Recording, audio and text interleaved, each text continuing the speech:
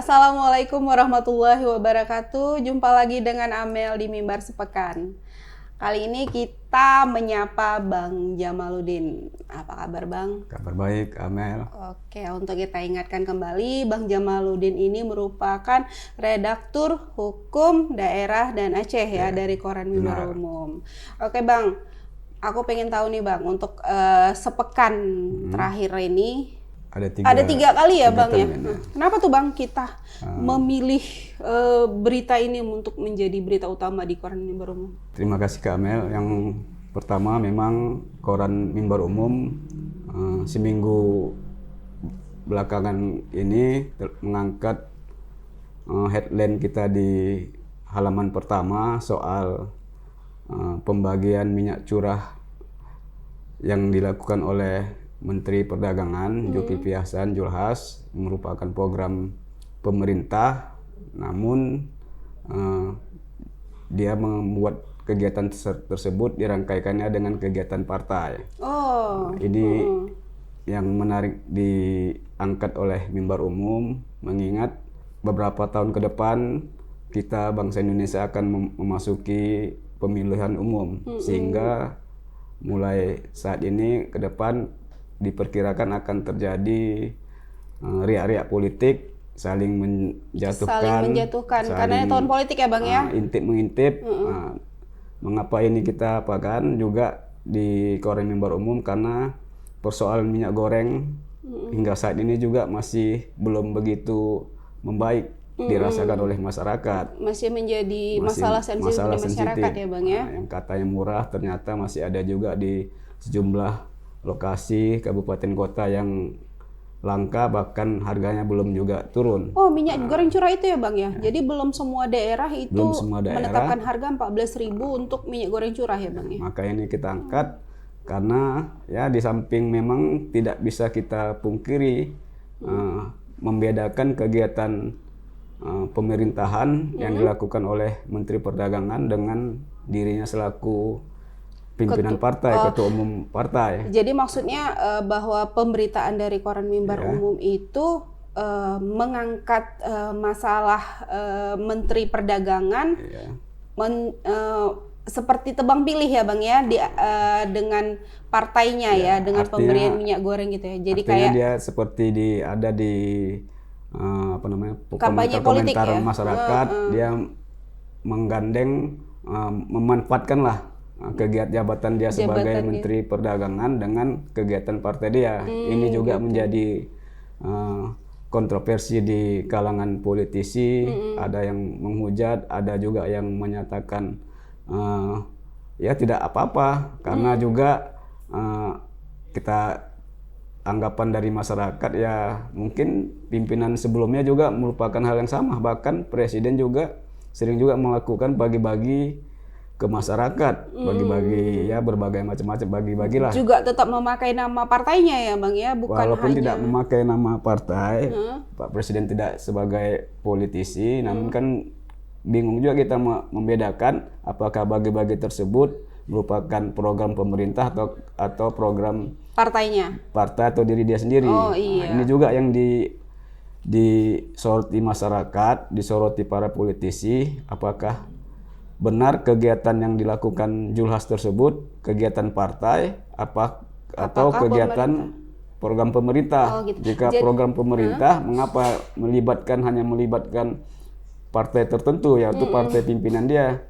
Dan yang anehnya mungkin menjadi sorotan juga kegiatan program yang katanya program pemerintah namun dibantah oleh Menteri Zulhas bahwasanya itu program kegiatan partai dia. Mengapa harus dibuat di kampung dia sendiri, kampung halamannya sendiri, Lampung. Jangan sampai menjadi black campaign ya Bang ya, karena itu yang harus kita wanti-wanti di masa ini ya Bang ya. Untuk itu bagi Mimbar Umum ini merupakan isu yang sangat menarik untuk terus diangkat, untuk terus disosialisasikan masyarakat, karena kita pasti sebulan ke depan ini hingga 2024 persoalan politik saling intip mengintip para politisi menjadi pemberitaan yang sangat menarik untuk konsumsi Untuk oleh dikonsumsi. masyarakat. Ya apalagi Bang untuk di daerah Sumatera Utara ini kalau kita perhatikan menteri banyak turun ya Bang ya Iya. sekarang ini ya. Itu ada hubungannya dengan bentar lagi mau kampanye atau apa, kira-kira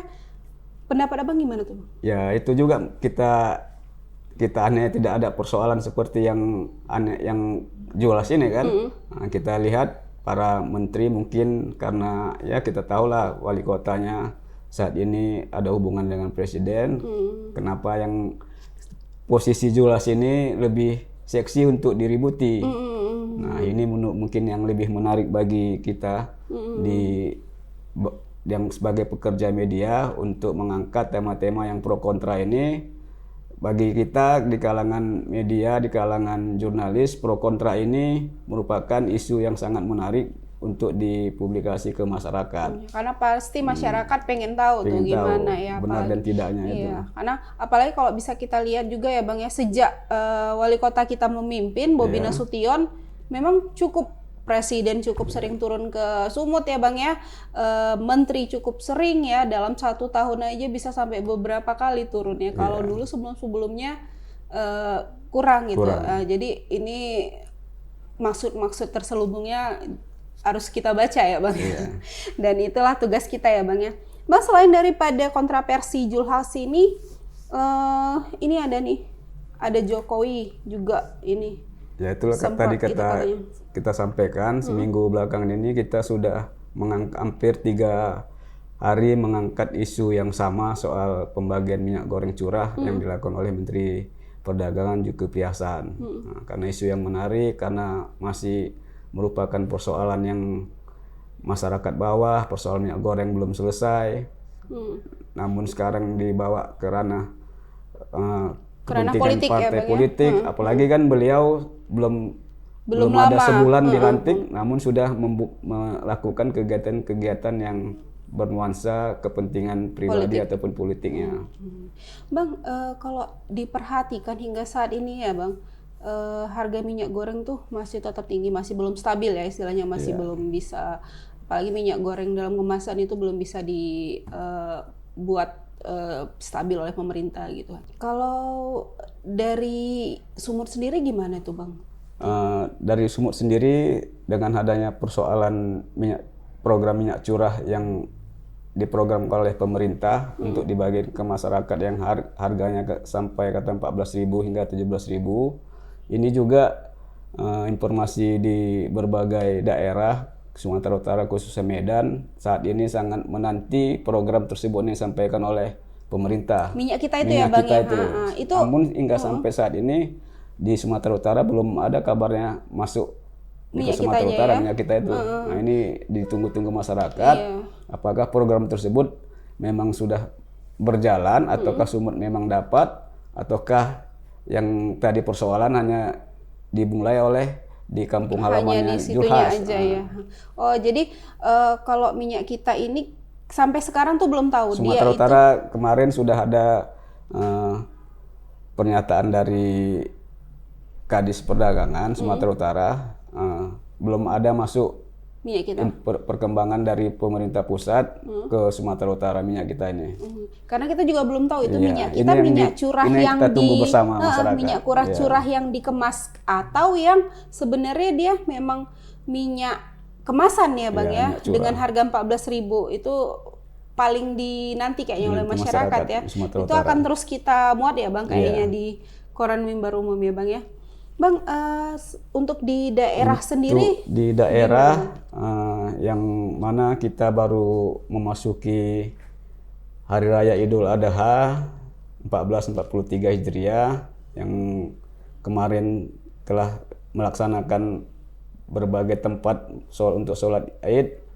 Kita mengangkat selain mengangkat sejumlah pelaksanaan sholat Idul Adha, ada isu yang menarik yang di terbitan harian Mimbar Umum halaman Sumatera Utara, yaitu soal ada semacam perbedaan pendapat ataupun saling kritik-mengkritik antara Ketua DPRD Sumut dengan fraksi Nasdem, yang mana keduanya kan ini merupakan partai yang terbesar di Sumatera Utara, yaitu sama-sama mendapat kursi pimpinan dewan, sehingga isu ini menarik kita angkat karena keduanya sama-sama pimpinan dewan, sama-sama partai terbesar, yaitu soal desakan fraksi Nasdem meminta kepada Ketua DPRD Sumatera Utara untuk mencabut rekomendasi yang dikeluarkan oleh Ketua DPRD Sumut soal larangan pelebaran jalan yang dilakukan oleh Bupati Kabupaten Samosir, yaitu pelebaran jalan di Simpang Goting di Kabupaten Samosir yang menurut Ketua DPRD itu menyalahi karena katanya mungkin memasuki kawasan hutan. Namun bagi fraksi Nasdem sendiri, rekomendasi tersebut dinilai mereka tidak tepat sasaran atau terkesan kepentingan pribadi semata Ketua DPRD.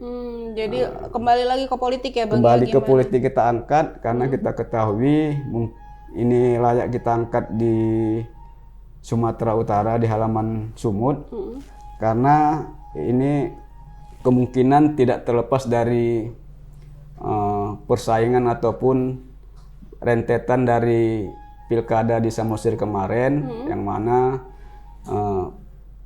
Partai PDI Perjuangan kalah calonnya oleh calon dari fraksi Nasdem. Mungkin ini ada rentetannya sehingga Ketua DPRD Sumut yang merupakan dari PDIP memanfaatkan jabatan Ketua DPRD-nya untuk mengeluarkan surat rekomendasi yang kata yang kemarin ya, fraksi Nasdem sama sekali tidak ada pembahasan sebelumnya, tidak dibawa ke rapat komisi, tidak dibawa ke rapat pimpinan dewan, artinya Ketua DPRD hanya mengeluarkan sendiri aja untuk itunya rekomendasinya ya Bang ya.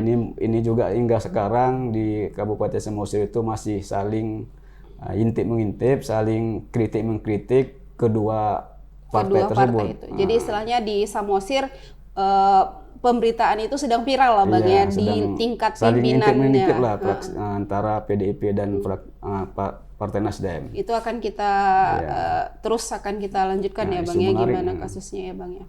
Terus Bang, untuk di Aceh sendiri gimana Bang perkembangannya sekarang ini Bang? Untuk di Aceh sendiri ya mungkin karena kita baru memasuki Idul Adha, yang mana kita ketahui bagi masyarakat Aceh di sana Hari Raya Idul Adha ini mungkin lebih besar bagi mereka dibanding Idul Fitri. Mungkin pemberitaan masih seputar perayaan Idul Adha, namun ada 3 hari setelah Idul Adha ada isu yang menarik, yaitu yang kemarin-kemarin harga cabai merah melambung tinggi, namun sekarang diikuti dengan harga cabai rawit di Banda Aceh dan sekitarnya juga melambung tinggi. Bayangkan hingga per kilogramnya 200.000 harga cabai rawit. Harga cabai rawit di Aceh ya Bang ya. Kalau di Medan itu masih 100-an ya Bang ya. Belum sampai, ini sudah sampai 100.000 per kilogram. Lebih harga dagingnya. Wah, gila. Ini yang udah mau menikah ini pasca Idul Adha ini banyak ini di sana. Pening juga ini kepalanya ya. Sampai 200.000 kan. 200.000 per kilogram.